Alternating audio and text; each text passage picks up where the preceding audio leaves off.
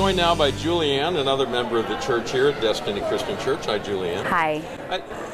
Today, you chose to come to church in person. Mm-hmm. You could have watched online. Mm-hmm. You could have been to the outside services that they have here, but you chose to come and be here in person. Why is that? It is vitally important to congregate. The Bible is very, very clear and explicit that fellowship and encouragement of believers is just a basic entity of what believers do. And that, coupled with our First Amendment right, ensures that we can and should gather.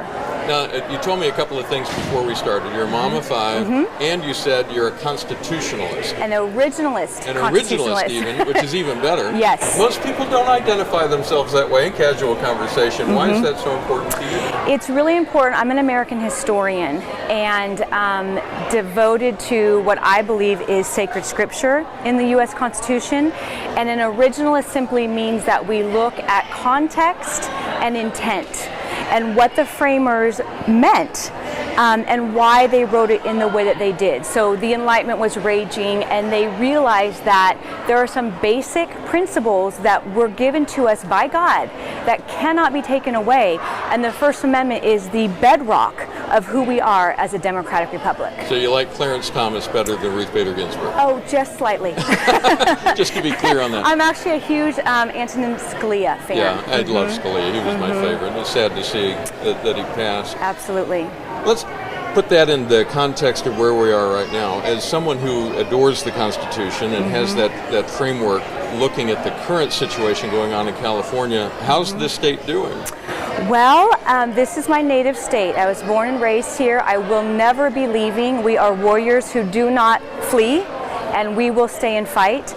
It is not easy, as you well know and probably have heard, to be a conservative Christian in the state of California. Yes. However, we are on the cusp of a third great awakening, and I refer to history a lot because it's vitally important. The first great awakening took place in the 1620s. 200 years later, you had the second great awakening, much larger, much more impactful and influential, in the 1820s. And look at where we are today, 2020. California is ripe, and she's ready. And we will start the third great awakening, and it will be a tidal wave that goes all the way to D.C. What do you think would be a proper application of constitutional thought when it deals with coronavirus, COVID, and how to keep people safe but also keep their freedoms intact? Absolutely. So I think that as Christians, I know that what I saw unfold nationwide was Christians are very empathetic and compassionate and actually very obedient.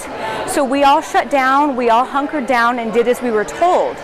The problem is that it just got elongated, right? No end in sight. We were craving what we know as believers as congregation and fellowship, which is imperative. But then what you saw after June was the riots and protests that were erupting nationwide. All of a sudden, the First Amendment meant something for them, but as believers, it didn't mean anything for us. So the First Amendment must mean something for everyone, not just a select group of people. Very good. Anything else you'd like to share before I let you go? I would just implore not only Christians, but anyone who is maybe concerned about this country right now, read the U.S. Constitution, and if you don't want to read the whole thing, read the First Amendment. It is the bedrock. It is, I have a copy of it in my purse. I carry it with me. It's tattered and torn, but it really does mean something. And if we don't have the First Amendment, like I said, we have nothing. We have to fight for it for everyone.